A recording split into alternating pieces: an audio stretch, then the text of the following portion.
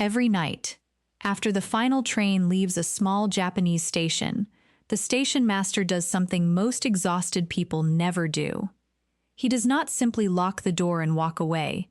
He slowly closes each gate, turns off each sign, checks every empty platform, and allows the entire station to understand that the day has ended. Your body needs the same message. But most people carry the noise of the entire day directly into bed and then wonder why 8 hours of sleep still feels empty.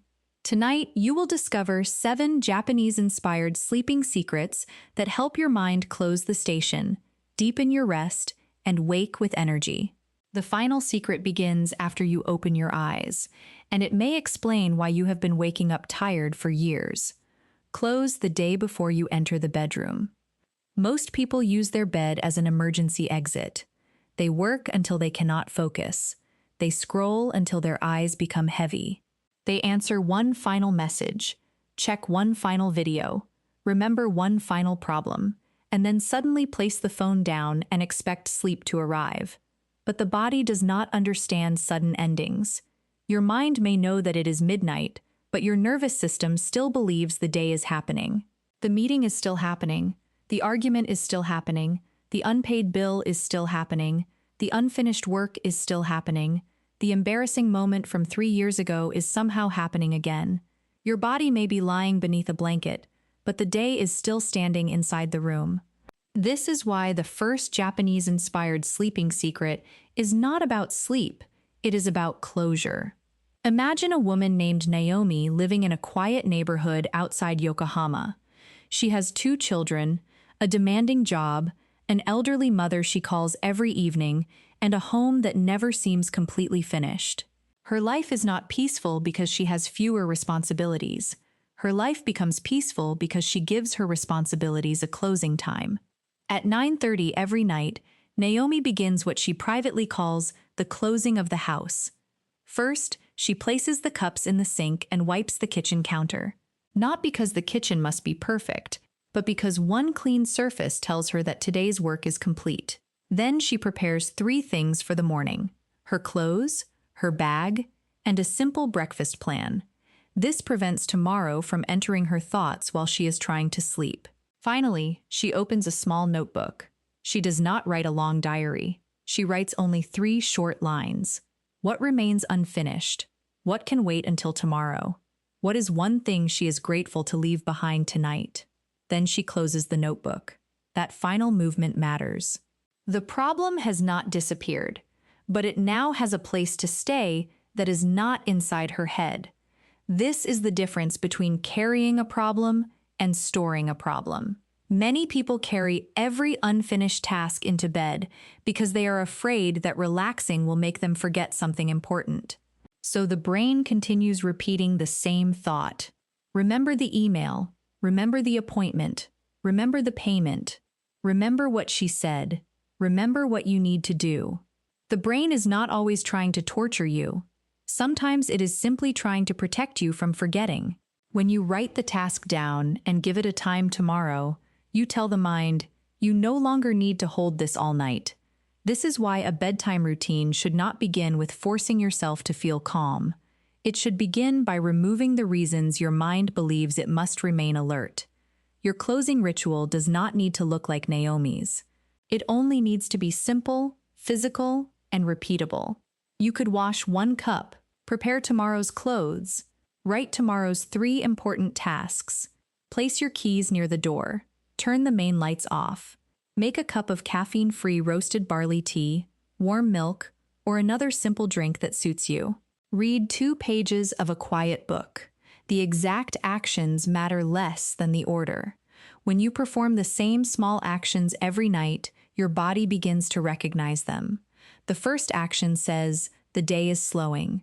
The second says, no more problems need to be solved. The third says sleep is approaching. Think of a child who becomes sleepy when a familiar bedtime story begins. The story is not a sleeping medicine. The familiar sequence is the signal. Adults need signals too. We only hide that need beneath busyness. Tonight, create a closing ritual that takes no more than 20 minutes. Keep it small enough that you can repeat it even after a difficult day. Do not create a perfect routine with 12 steps, expensive products, special music, scented candles, stretching, journaling, meditation, and a complicated tea recipe. A routine that is too large becomes another unfinished task. Choose 3 actions. 1 action that closes the home. 1 action that prepares tomorrow. 1 action that quiets you. For example, wash your final cup. Write tomorrow's 3 tasks. Read quietly for 10 minutes. Or, prepare your clothing. Place the phone outside the bedroom. Sit near a window and breathe slowly. Do the same sequence at roughly the same time for 7 nights. Do not judge it after 1 evening. The body learns through repetition, not through excitement. Many people search for a powerful sleep trick because small habits feel too ordinary, but the body is built around ordinary signals: sunlight, darkness, temperature, food, movement, repetition. The secret is not finding one dramatic action that knocks you unconscious. The secret is teaching the body that it no longer needs to protect you from the day. And once the day has been closed, you must make sure the room receives the same message. Because even when your actions say night, your lights may still be shouting afternoon. Let your home experience a sunset. There are 2 sunsets in modern life. The first happens outside. The sky becomes softer. The streets grow darker. Birds become quieter. The natural world slowly removes its light. The second sunset is supposed to happen inside your home, but for many people it never comes. The sun disappears, yet the ceiling lights remain bright. The television fills the room with changing images. The kitchen shines like a supermarket. A phone is held close to the face. A laptop remains open beneath white office lighting. Outside, it is night. Inside, it is still noon. Then we walk into the bedroom and say, "Why am I not sleepy?" Because the body does not read the clock on the wall the way you do. It reads signals. Brightness is a signal. Darkness is a signal. Movement is a signal. Noise is a signal. A glowing screen is not simply entertainment. To the brain, strong evening light can be information that the active part of the day is not finished. Japanese homes are not all the same, and not every Japanese family follows one evening routine. But traditional Japanese design often values softer lighting, smaller lamps, natural shadows, and the feeling that a room does not need to be equally bright in every corner. This gives us a powerful sleeping principle. Your home should not move from full brightness to complete darkness in 1 second. It should descend. Imagine walking down a staircase. At the top is your busy daytime mind. At the bottom is deep sleep. Most people stand at the top until midnight and then jump. The body cannot always make that jump safely. A better evening allows you to walk down 1 step at a time. Start 60 to 90 minutes before bed. Turn off the strongest overhead light. Use 1 or 2 smaller lamps. Lower the brightness of your screens. Choose warmer light where possible. Reduce the number of rooms you are actively using. Let the home become smaller around you. This does not mean you must sit in darkness. It means the evening should look different from the afternoon. There should be a visible change that the body can recognize. Naomi begins her indoor sunset after the kitchen is closed. The large ceiling light goes off. A small lamp beside the sofa remains on. Her phone changes to a warmer display and stays on a table instead of in her hand. She does not ban all technology. She changes her relationship with it. That difference is important. Extreme rules often fail because people follow them for 2 nights, feel restricted, and then return to the old habit. The goal is not to become afraid of every screen. The goal is to stop surrounding yourself with maximum stimulation until the final second of the day. Choose a place where your phone sleeps. Not beside your pillow, not beneath your blanket, not directly in front of your face. A shelf, table, or charging point several steps away is enough. When the phone sleeps outside your reach, you create a small pause between impulse and action. Without that pause, 1 notification can reopen the entire day. You may pick up the phone to check the time and suddenly find yourself reading a message, watching a video, checking the news, comparing your life, remembering work, or entering an argument that did not exist 30 seconds earlier. The problem is not only light, it is emotional light. Every new piece of information turns on another room inside the mind. One message opens worry, one video opens curiosity, one headline opens fear, one photograph opens comparison, one work notification opens responsibility. You may turn the screen off, but the rooms remain open. So create a final information time. Perhaps 45 minutes before bed, you stop beginning anything new. No new argument, no new documentary, no new work project, no important financial decision, no disturbing news. No video that makes you feel you must immediately redesign your entire life. The evening is for landing, not launching. Here is a simple method you can use tonight. 1 hour before bed, reduce the light. 45 minutes before bed, stop checking work. 30 minutes before bed, place the phone in its sleeping place. 15 minutes before bed, allow only quiet actions. You are not trying to create a beautiful lifestyle for social media. You are creating biological clarity. Day looks like day. Evening looks like evening. Bedtime looks like bedtime. When every hour looks the same, the body receives no clear instructions. This is why some people feel tired all afternoon, but suddenly become alert at midnight. Their body has been receiving mixed signals. Dim light alone will not solve every sleep problem, but it removes one common contradiction. You cannot spend the night telling your brain that it is daytime and then become angry when it believes you. Tonight, do not wait until you are already in bed. Create your sunset before you need sleep. Let the home grow quieter. Let the rooms grow softer. Let the information stop arriving. And pay attention to what happens. You may discover that sleepiness was not missing. It was being covered by stimulation. But there is another source of stimulation many people consume hours before bed and never connect with their restless night. It may be sitting in the cup you drink every afternoon. Stop borrowing energy from the night. At 3 in the afternoon, many people make a quiet agreement with tomorrow. They feel tired. They have work left. They need to drive, study, cook, answer messages, or take care of children. So they drink another coffee, strong tea, cola, or energy drink. The drink appears to help. The heaviness lifts. The mind becomes sharper. The work continues. It feels as though new energy has been created. But caffeine does not truly create energy. It changes how strongly you feel the tiredness that is already there. It allows you to borrow alertness from a later part of the day. The problem is that tomorrow always sends the bill. You may fall asleep after drinking caffeine late in the day and assume it did not affect you. But falling asleep is not the only measurement that matters. You can be unconscious and still sleep lightly. You can remain in bed for 8 hours while waking repeatedly. You can lose some of the deep rest your body was expecting. Then morning arrives. You feel tired again. So you need more caffeine. This creates a circle. Poor sleep creates the need for caffeine. Late caffeine weakens the next night. The weakened night creates more need the next day. The drink that helps you survive one afternoon may quietly help create the exhaustion you are trying to escape. Naomi once believed she could drink coffee at any time. She often had one after dinner because coffee did not stop her from falling asleep. But she noticed that her sleep felt thin. Small sounds woke her. Her dreams felt busy. She often opened her eyes before the alarm but did not feel restored. Instead of removing coffee completely, she performed a simple experiment. For 10 days, her final caffeinated drink came before 2 in the afternoon.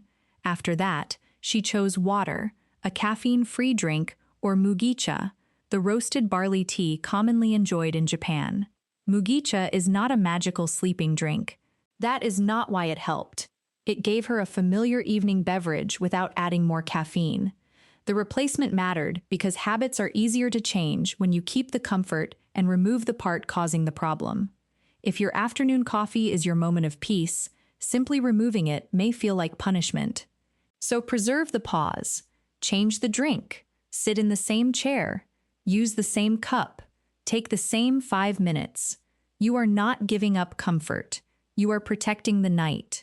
Caffeine can remain active for many hours, and people process it differently. Some people can drink coffee late and feel little immediate effect. Others become restless from a small cup after lunch. Age, medication, pregnancy, genetics, stress, and personal sensitivity can all change the experience. This is why you should not copy someone else's caffeine schedule. Run your own experiment. Choose a cutoff 6 to 8 hours before your intended bedtime. For a person who sleeps at 10:30, that may mean the last coffee comes between 2:30 and 4:30. Someone especially sensitive may need to stop earlier. Do not suddenly remove large amounts of caffeine if you consume it heavily every day. That can create headaches, low mood, and strong fatigue. Reduce slowly. Make the final cup smaller. Move it 30 minutes earlier. Then move it earlier again. Replace one serving with a lower caffeine or caffeine-free option. The goal is not to prove that caffeine is bad. The goal is to use it deliberately instead of allowing it to decide the quality of your night. Also pay attention to hidden caffeine. Coffee is obvious, but caffeine can also appear in strong tea, green tea, matcha, cola, energy drinks, chocolate, pre-workout products, and some medicines. A person may proudly say, "I never drink coffee at night," while drinking 2 large cups of strong tea after dinner. The body does not care what the label on the cup says. It responds to what is inside. Try this 7-day test. Write down the time of your final caffeine. Do not change anything else for the first 2 days. Notice how long it takes to fall asleep, how often you wake, and how you feel in the first hour of morning.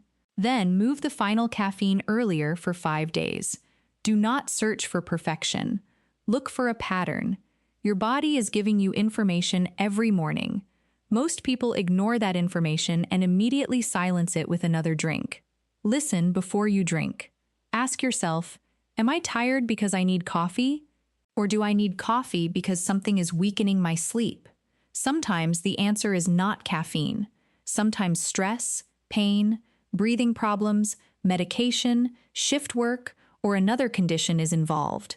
But moving caffeine earlier is one of the simplest experiments you can perform without buying anything. Remember this sentence. Do not ask the night to repair the tiredness you keep hiding from during the day. Allow tiredness to speak at the correct time. When evening arrives and you feel naturally heavy, do not always treat that feeling as a problem. It may be your body opening the door to sleep. But even when caffeine is under control, another part of your evening may still be working hard while you are trying to rest. Your stomach may still believe the day is active. Close the kitchen before you close your eyes. There is a difference between going to bed satisfied and going to bed busy. Your mind may be quiet. Your phone may be outside the room. The lights may be low. But if you finish a heavy meal and immediately lie down, your body still has work to do. Digestion does not stop because you turned off the lamp. A late, heavy meal can leave some people feeling warm, uncomfortable, thirsty, bloated, or affected by reflux. The body is trying to process food while you are asking it to settle deeply into the night. This does not mean everyone must eat dinner at 5 o'clock. It does not mean you should go to bed hungry. It does not mean one late meal will ruin your health. The useful principle is much simpler. Create a little space between the final large meal and sleep. In many Japanese-style meals, the portion is divided among several smaller dishes: rice, soup, vegetables, fish, tofu, eggs, or another protein. The visual experience is different from one giant plate covered by one heavy food. You see variety, but the meal does not need to feel enormous. You can borrow the principle without trying to copy a culture perfectly. Make dinner complete, but not punishing. Eat enough to feel supported. Stop before the body feels trapped beneath the meal. Naomi used to eat very little during the workday. Then she returned home extremely hungry. She cooked while eating snacks. She ate a large dinner. She cleaned the children's plates. She had something sweet. Then, because the evening finally felt like her own, she ate again while watching television. She believed she had one dinner. Her body experienced a 4-hour dinner. This is common. Late-night eating is not always caused by hunger. Sometimes it is the first pleasure a person has allowed themselves all day. Food becomes a reward for surviving. The kitchen becomes the only place where no one is asking for anything. So, telling yourself, just stop eating, may not solve the real problem. You must replace the reward, not only remove the food. Naomi changed two things. First, she ate a more complete lunch so she did not arrive home desperate. Second, she gave herself a non-food closing reward after dinner. A warm bath, a quiet drink, a comfortable chair, 10 minutes with a book. The pleasure remained, but the stomach was allowed to finish. Try to complete your main meal 2 or 3 hours before bed, when your schedule allows. Someone who sleeps at 11 might aim to finish around 8. Someone working late may not have that option. In that case, make the late meal smaller and easier for your body to tolerate. The goal is not a perfect clock time. The goal is to avoid placing your heaviest meal directly beside sleep. Watch the type of food as well. A large amount of fried, very spicy, very sugary, or extremely rich food may feel different at night than it does earlier in the day. Your own body is the best guide. Notice what leaves you thirsty. Notice what causes discomfort when you lie down. Notice what makes you wake in the night. Notice what makes the morning feel heavy. Do not turn these observations into fear. Turn them into design. Perhaps your better evening meal is soup with rice and protein. Perhaps it is vegetables, noodles, and fish. Perhaps it is lentils, bread, and yogurt. Perhaps it is something completely different from Japanese food. This is not about eating Japanese dishes. It is about using a Japanese-inspired sense of balance, portion awareness, and rhythm. There is another mistake hidden inside the dinner conversation. Some people eat too much before bed. Others become so strict that they go to bed genuinely hungry. Hunger can also disturb sleep. If you need something small, choose a modest option that you already tolerate well. Do not transform a light snack into a second dinner. A small yogurt, a piece of fruit, a little oatmeal, milk, or another simple food may be enough for some people. Your medical needs, blood sugar, digestion, and medication may require different choices, so personal guidance matters when health conditions are involved. Here is tonight's kitchen closing method. Decide the approximate time of your final full meal. Eat without holding your phone when possible. Slow down enough to notice when hunger has changed into satisfaction. After the meal, clean one small area. Prepare any drink you need. Turn off the strongest kitchen light. Leave the kitchen. That final step is more important than it sounds. Many people remain in the kitchen, see food, open cupboards, and continue eating without making a clear decision. An open kitchen creates an open meal. Give dinner an ending. The Japanese station master does not leave every gate open in case another train arrives. He knows the final train has passed. Your kitchen also needs a final train. Close it gently. Do not close it with anger.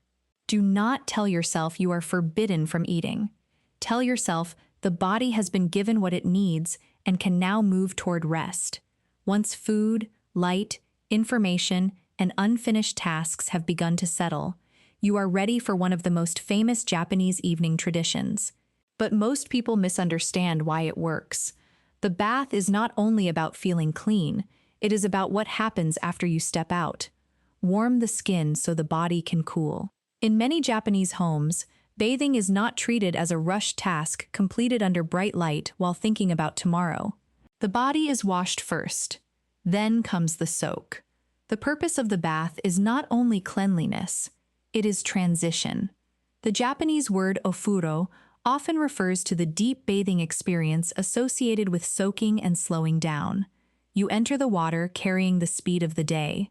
You leave moving differently. But beneath that peaceful feeling, something physical is also happening. Warm water increases blood flow near the surface of the body. When you step out, heat begins to leave through the skin. Your body gradually cools. That cooling movement can support the natural temperature change connected with sleep. This is why timing matters. Many people believe the hotter the bath and the closer to bedtime, the better. That is not always true. Water that is uncomfortably hot can make you feel overstimulated, dizzy, or overheated. Jumping directly from a very hot bath into bed may leave you sweating beneath the blanket. The goal is not to defeat the body with heat. The goal is to create a gentle rise followed by a comfortable cooling period. A warm bath or shower around 1 to 2 hours before bed works well for many people. Even 10 to 20 minutes may be enough.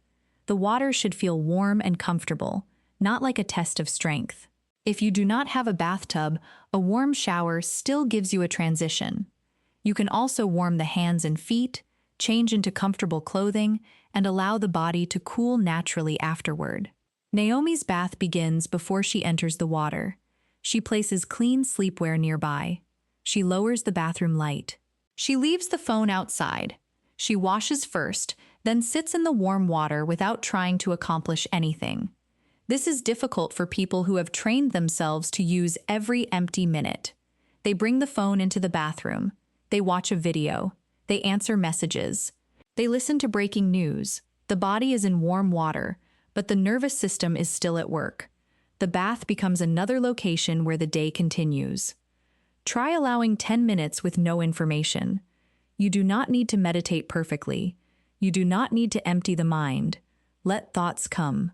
Let them leave. Feel the warmth in the shoulders. Feel the jaw release. Notice whether your hands have been tight all day. Notice whether your breathing is high in the chest. The purpose is not to command yourself to relax. It is to create conditions in which the body no longer needs to remain tense. After the bath, avoid rushing back into bright rooms and difficult tasks. This is where many people cancel the effect. They finish a warm shower, put on sleepwear, then open the laptop for another hour of work. The body began descending, but the mind was pulled back upstairs. Protect the direction you have created. After bathing, enter the quieter part of the evening. Use softer light. Drink water if needed. Complete only simple actions. Read. Prepare the bed. Speak gently. Let the temperature in the room feel slightly cooler than the bath. Your entire environment should now agree on what comes next. The bath can also become part of the closing ritual from the first secret. This is how habits become powerful. They begin supporting each other. Dinner ends, the light becomes softer, the phone moves away, the bath begins, sleepwear goes on, a quiet book opens. The body does not receive one weak signal. It receives several signals pointing in the same direction. That agreement matters. Many people have one peaceful habit surrounded by 5 stimulating habits. They drink calming tea while answering work messages. They play relaxing music beneath bright lights. They take a warm bath and then scroll in bed. They use a sleep spray while drinking late coffee. They buy a comfortable pillow but keep the television running all night. One calm signal cannot always defeat an entire evening of contradiction. Build agreement. You do not need perfection. You need direction. There are also situations where hot bathing requires caution. People who become dizzy easily, have certain heart or blood pressure concerns, are pregnant, have mobility limitations, or take medications that affect balance, should use appropriate medical guidance and avoid water that is dangerously hot. Never fall asleep in a bathtub. Never mix extreme heat with alcohol. A sleep routine should protect you, not become a risk. The true secret of ofuro is not that Japanese water contains something special. The secret is that the bath becomes a bridge between public and private, between dressed and resting, between responsibility and surrender, between the heat of activity and the cooling of sleep. Tonight, do not treat the shower as one more task to finish quickly. Use it as the moment when the day stops touching your body. Wash away the speed. Step out slowly. Allow yourself to cool. Then enter a bedroom that has been prepared for only one important purpose. Because the next secret is not about what you add to the bedroom. It is about what you remove. Remove the day from the place where you sleep. In a traditional Japanese room, a futon may be laid out for sleep and folded away during the day. The same space can serve different purposes at different times. When the bedding appears, the meaning of the room changes. It is a simple idea with a powerful lesson. A place should tell the body what it is for. Modern bedrooms often send no clear message. The bed is an office, a dining table, a cinema, a social media studio, a place for arguments, a place for bills, a place for folding laundry, a place for worrying. A person spends hours awake in bed, working, scrolling, eating, watching, and thinking. Then at night, the person expects the brain to see the same bed and immediately understand that it is now time to sleep. But the brain learns through association. When the bed becomes connected with alertness, entertainment, frustration, and work, lying down can wake the mind instead of quieting it. This is why removing the day from the bedroom can be more useful than adding another sleep product. You may not need a new mattress, expensive pillow, sound machine, weighted blanket, special lamp, sleep tracker, or supplement. You may first need to remove the laptop, remove the food containers, remove the pile of work, remove the flashing charger, remove the television noise. Remove the clothing that reminds you of unfinished chores. Remove the idea that every available surface must hold something. The Japanese principle of kanso is often described through simplicity and the removal of what is unnecessary. For sleep, simplicity is not mainly about creating a beautiful room. It is about reducing the number of signals your brain must process. Every visible object can carry a message. The laptop says work. The laundry says unfinished. The exercise equipment says guilt. The television says stimulation. The stack of bills says danger. The phone says the world may need you at any second. You may believe you are no longer looking at these things, but the room is still speaking. Naomi's bedroom is not perfectly designed. There is no luxury furniture. The walls are ordinary. The bedding is simple. But before sleeping, she performs a 2-minute reset. The chair is cleared. The curtains are closed. The phone is placed outside reach. A glass of water is prepared. The bedding is straightened. The room becomes visually quiet. She is not cleaning the entire house. She is protecting one small area from the unfinished day. You can do the same even if you share a room, live in a small apartment, or use the bedroom for work. Create a transformation. When work ends, close the laptop completely. Place it in a bag or cover it. Move work papers into one box. Turn the chair away from the bed. Use a cloth to cover equipment that cannot be moved. Change the lighting. Open the bedding. Perform one action that tells the room, your daytime job is over. The sleep environment also needs physical comfort. Many people sleep better in a room that is dark, quiet, and comfortably cool. The exact temperature differs from person to person. Do not chase one perfect number. Notice whether you wake sweating, freezing, thirsty, or trapped beneath heavy bedding. Use layers that can be adjusted. Allow safe airflow when possible. Reduce unnecessary light. Cover small glowing devices. Use curtains, an eye mask, earplugs, or steady background sound if they are safe and helpful for you. Do not make the room so silent that every tiny sound feels threatening. For some people, a fan or gentle, steady sound is easier than unpredictable noise from traffic or neighbors. The key word is steady. The sleeping brain can become alert when the environment changes suddenly. A door slams, a phone vibrates, a television becomes louder, a notification flashes, a pet jumps onto the bed, a bright light appears in the hallway. You cannot control every interruption, especially with children, caregiving, shift work, shared housing, or noisy neighborhoods. But control what you can without becoming obsessed with what you cannot. Sleep anxiety often begins when a person tries to create perfect conditions. They measure everything. They fear every sound. They check the clock. They calculate how many hours remain. They look at a sleep tracker in the morning and allow a score to decide how they feel. The room becomes a laboratory. The bed becomes an examination.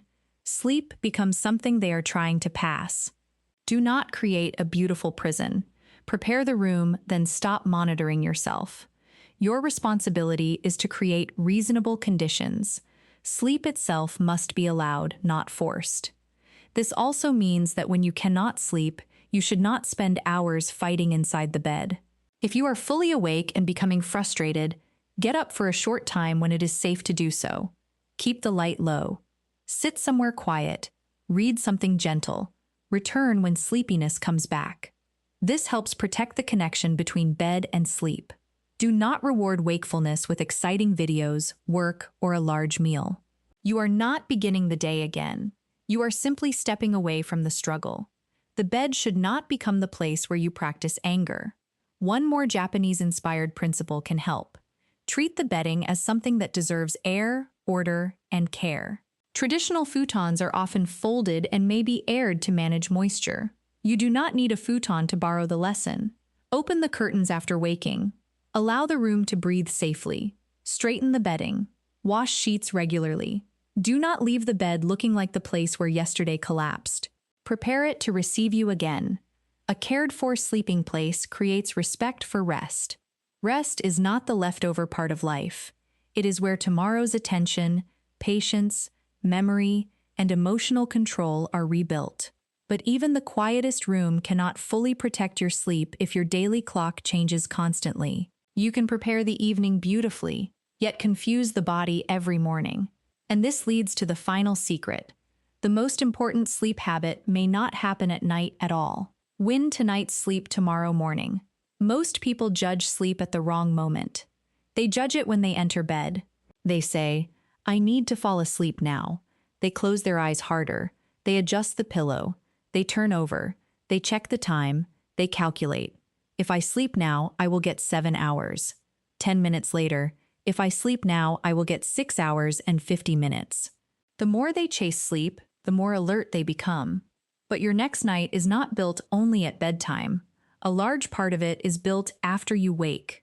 Morning light, movement, wake time, daytime activity, naps, food timing, and caffeine all help shape when the body feels ready to sleep again. This means the final Japanese sleeping secret is a morning secret. Wake at a reasonably consistent time and let the morning reach you. In many Japanese neighborhoods, mornings begin with visible rhythm. Curtains open, bedding is moved, a kettle heats, people walk toward trains, shops raise their shutters. The new day is not entered while lying beneath yesterday's blanket. The body receives a clear message. Night has ended. Naomi wakes at 6:30 on most days. She does not always wake feeling wonderful. She is not a machine. Some nights are interrupted. Sometimes a child needs her. Sometimes she sleeps poorly. But she tries not to move her wake time by several hours whenever the night is imperfect. She opens the curtain. She drinks water. She stands near natural light. She folds the blanket back. She moves gently for a few minutes. Only after this does she enter messages and news. This routine does two things. It helps end sleep clearly, and by ending sleep clearly, it helps the body begin counting toward the next night. A consistent wake time is often more useful than trying to force the same bedtime every night. You cannot always command sleepiness, but you can usually choose when you get out of bed. When wake time moves dramatically between weekdays and weekends, the body must keep adjusting. Monday feels like travel across time zones even though you never left home. You wake early for work all week, then sleep very late on the weekend. Sunday night arrives, but the body is not ready. You struggle to sleep. Monday morning becomes painful. Caffeine increases. The cycle begins again. This does not mean you must wake at exactly the same minute every day for the rest of your life. Life changes. People work shifts. Parents care for children. Illness happens. Religious and family responsibilities vary. The principle is stability, not punishment. Try to keep your wake time within a reasonable range when possible. If you need to recover after a poor night, a modest adjustment may be easier on the body than moving the entire morning several hours later. Morning light is another powerful signal. When you wake, open the curtains, step onto a balcony, into a garden, near a bright window, or outside when conditions are safe. Outdoor light is usually much brighter than ordinary indoor light, even when the sky is cloudy. You do not need to stare at the sun. Never look directly at intense sunlight. Simply allow normal daylight to reach your eyes while you walk, drink water, or begin your morning. The earlier your body receives a clear daytime signal, the easier it may become to recognize darkness later. Light in the morning and softer light in the evening work together. They are two sides of the same clock. One says begin, the other says descend. This is where many exhausted people create another problem. The alarm sounds. Before their eyes are fully open, they reach for the phone. Messages enter, news enters, work enters, other people's needs enter. Comparison enters. The brain has not even completed waking, yet the world is already standing on its chest. Then the person remains in bed for 30 minutes, scrolling beneath a blanket. The body receives mixed instructions. The alarm says wake. The dark room says night. The lying position says sleep. The bright phone says stimulation. The content says danger, urgency, entertainment, and social judgment. No wonder the morning feels confused. Protect the first 15 to 30 minutes when possible. You do not need to perform a perfect morning routine. You do not need ice water, intense exercise, meditation, journaling, 10 affirmations, and a complicated breakfast. Simply complete the transition. Sit up, place your feet on the floor, open the curtain, drink water, wash your face, walk for a few minutes. Let your own mind arrive before hundreds of other voices enter it. Naomi calls this her empty morning, not because nothing happens, because nothing owns her yet. For a few minutes, she is not an employee, customer, audience member, consumer, or problem solver. She is simply awake. That quiet beginning reduces the feeling that the day attacked before she was ready. And a less chaotic day can create a calmer evening. This is the hidden loop. Morning affects the day affects evening affects sleep, sleep affects the morning. Most people try to repair only one part of the circle. They buy something for bedtime, but the entire rhythm needs support. Be careful with naps as well. A short nap earlier in the day may help some people, but a long or late nap can reduce the sleepiness available at night. If you regularly lie awake at bedtime, notice whether you are sleeping for a long time in the afternoon or evening. Again, do not turn this into a rigid law. Shift workers, older adults, new parents, people recovering from illness, and others may have different needs. Observe the relationship. Your body is not your enemy. It is giving you clues. Here is your complete 7-night experiment. Wake within the same general time range. Open the curtains soon after getting up. Get safe morning daylight. Delay the phone for 15 minutes. Move your body gently. Keep long naps away from the late evening when possible. Then watch what happens at night. Do not expect one perfect night. Look for earlier natural sleepiness. Look for less struggle. Look for a clearer morning. Look for the moment your body begins trusting the rhythm. And remember the promise in the title of this video. These habits are not permission to deprive yourself of sleep. Sleeping smarter does not mean forcing the body to survive on too few hours. Most adults still need substantial sleep, and individual needs differ. The goal is not to compete over who sleeps the least. The goal is to stop wasting the sleep you allow yourself. There is no honor in being exhausted. There is no strength in ignoring constant fatigue. There is no productivity in borrowing from your health every night. The Japanese-inspired secret is not to sleep at any cost. It is a deeper respect for rhythm. Close the day, lower the light, move caffeine earlier, give dinner space, use warmth as a bridge, protect the bedroom, anchor the morning. When all 7 signals begin pointing in the same direction, sleep no longer feels like a fight you must win. It becomes a place your body knows how to find. All 7 secrets together. Let us bring everything together so you can begin tonight without feeling overwhelmed. The first secret is to close the day before entering bed. Choose 3 small actions that tell your mind there is nothing else it must hold. Prepare one thing for tomorrow. Write down unfinished tasks. Perform one quiet action in the same order each night. The second secret is to let the home experience sunset. Reduce bright overhead light. Lower screen brightness. Stop allowing new information to enter during the final part of the evening. Give the phone a sleeping place away from your pillow. The third secret is to stop borrowing energy from the night. Move your final caffeine earlier. Experiment with a cutoff 6 to 8 hours before bed. Replace the late cup with something caffeine-free instead of removing the comfort completely. The fourth secret is to close the kitchen before closing your eyes. Create space between the final heavy meal and bedtime. Eat enough, but notice when satisfaction turns into heaviness. Give the kitchen a clear ending. The fifth secret is to warm the skin so the body can cool. Use a comfortable warm bath or shower before bed. Do not rush. Do not use dangerously hot water. Protect the quiet direction you create afterward. The sixth secret is to remove the day from the place where you sleep.